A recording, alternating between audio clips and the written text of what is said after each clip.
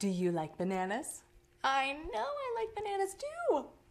Hey, do you want to mind your own business? Wait. I mean on Facebook. You see, if you run a business or an organization, Facebook is a simple way to create a strong online presence. So let's get down to business. Monkey business. Life is crazy. I mean, who has time to keep up with all the latest in social networking? I'm Carly Noblock, and if you stick with me, I'll show you all the tech tools you need to get socially connected.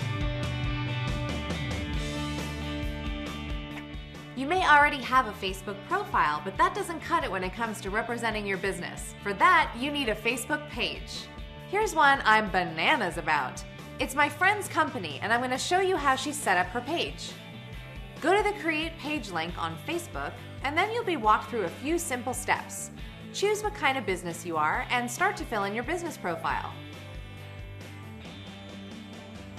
Here, she lets her customers know what she does. In this case, she's the premier purveyor of primate playthings.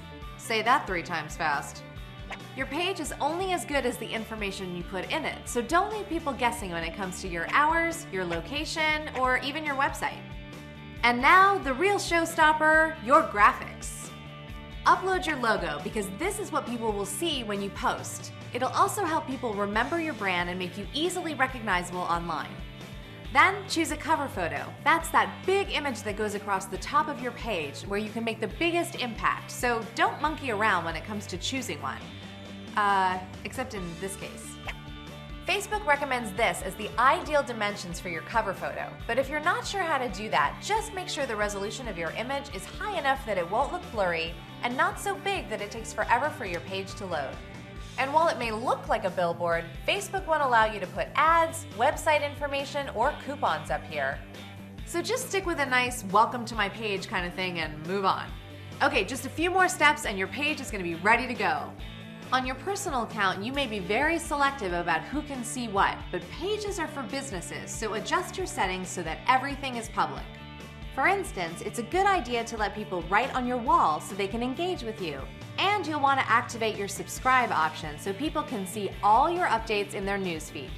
Now to spread the word, you can ask your Facebook friends to start liking your business page, because when they do that, all of their friends see, and they might want to know what makes you so darn likable.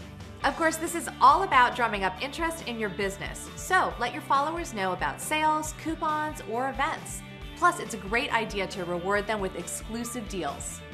Turns out people like saving money.